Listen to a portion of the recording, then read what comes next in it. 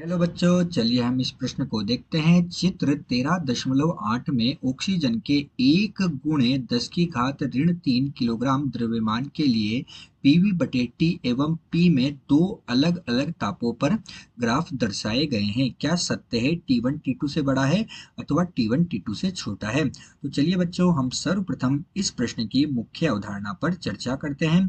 और उसके लिए हम यहाँ पर क्या लिखने जा रहे हैं बच्चों? उसके लिए हम यहाँ पर लिख रहे हैं मुख्य अवधारणा। तो बच्चों, ये जो प्रश्न है, इस प्रश्न में हमें पीवी और टी में ग्राफ दिया गया है। तो इसकी मुख्य अवधारणा में हम देखते हैं कि हमारे पास जो आदर्श केस होती है, उस आदर्श केस का जो समीकरण होता है वो होता है पीवी बराबर एन गुणा आर गुणा टी के बराबर होता है। जहां बच्चों पी क्या होता है? दाब होता है। टी हमारे पास क्या होता है? ताप होता है। वी हमारे पास क्या होता है? आयतन होता है। और आर हमारे पास क्या होता है बच्चों? गैस नियतांक होता है। आर क्या है बच्चों? आर हमारे पास है गैस नियतांक होता है। और एन क्या होती है हमारे पास? एन अणुओं की संख्या होती है। तो एन हमारे पास क्या होती है? मोल होते हैं। तो एन हमारे पास क्या होते हैं? मोल होते हैं। तो बच्चों, हमारे पास आदर्श गैस का जो समीकरण है पी गुणा वी बराबर एन गुणा आर गुणा टी के बराबर होता है। यही हमारे पास इस प्रश्न की मुख्य अवधारणा है। तो चलिए बच्चों, अब हम मुख्य अवधारणा के आधार पर प्रश्न का हल करते हैं।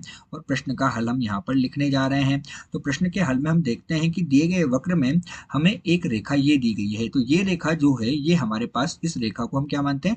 ए बी रेखा मानते हैं कि ये बिंदु ए है, ये बिंदु बी है। तो ये ए बी रेखा जो है, ये ए बी रेखा हमारे पास किसकी रेखा है?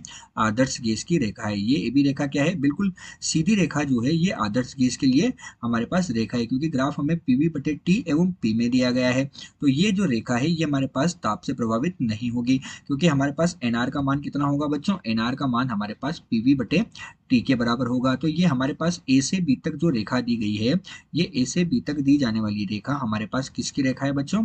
आदर्श गैस की रेखा है। अब हम सब ये जानते हैं कि आदर्श गैस जो होती है, उसके वक्र के पास में, अर्थात ये आदर्श गैस का वक्र है। अब अगर इसके पास में जो वक्र होगा, तो इसके पास में जो भी वक्र होता है, उसका तापमान क्या होता है? अधिक होता है। तो जो दिया गया वक्र है, इसमें आदर्श गैस के वक्र के पास T1 का वक्र है और उससे दूर T2 का वक्र है। तो आदर्श गैस के पास T1 का वक्र होने के कारण जो T1 है तापमान, वो T2 तापमान से अधिक होगा, क्योंकि ये आदर्श गैस के पास में दिया हुआ है। अतः दिया गया जो प्रश्न है, इस दिए गए प्रश्न में T1 का तापमान T2 से अधिक होगा। आशा करते हैं आपको प्रश्न समझ में आया होगा। धन्यवाद।